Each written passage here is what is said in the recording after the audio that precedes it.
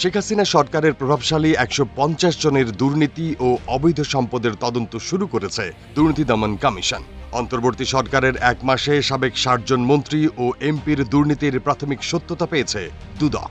এর মধ্যে প্রায় ২ ডজনেরও বেশি প্রভাবশালী দুর্নীতিবাজ বিভিন্ন সময় দুদকের তলবে সাড়া দেয়নি। তাদের অনেকের ব্যাংক হিসাব জব্দ ও দেশ ত্যাগেও নিষেধাজ্ঞা রয়েছে।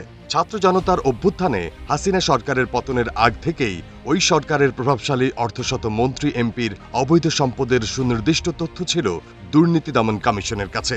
আওয়ামী লীগ সরকারের পতনের পর প্রতিদিনই এই তালিকা দীর্ঘ হচ্ছে। সাবেক এসব এমপি মন্ত্রীর বিরুদ্ধে ক্ষমতার অপব্যবহার, টেন্ডারবাজি, অর্থ পাচার সহ দুর্নীতির বিভিন্ন অভিযোগ উঠে আসছে দুদকের অনুসন্ধানে।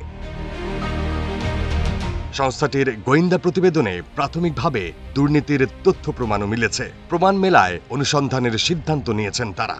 প্রাথমিক যাচাই বাছাই ছাড়া শুধু অভিযোগের ভিত্তিতে দুদক সাবেক অন্তত ৬০ মন্ত্রী, প্রতিমন্ত্রী ও সংসদ সদস্যের দুর্নীতির অনুসন্ধান শুরু করে, যাদের মধ্যে সাবেক মন্ত্রী ও মন্ত্রী পদমর্যাদার ২০ জন, প্রতিমন্ত্রী ও সমমর্যাদার ১৬ জন ও সাবেক সংসদ সদস্য রয়েছেন ২৪ জন। দুদক সচিব খোরশেদে ইয়াসমিন জানান, অভিযুক্তদের বিরুদ্ধে দুর্নীতির প্রাথমিক সত্যতা থাকায় কমিশন অনুসন্ধানে নামে।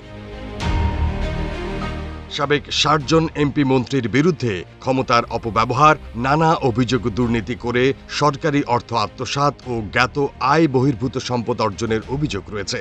কারো কারো বিরুদ্ধে চাঁদাবাজি, টেন্ডারবাজি ও দখলের অভিযোগও আছে। কেউ কেউ টাকা পাচার করেছে বিদেশে।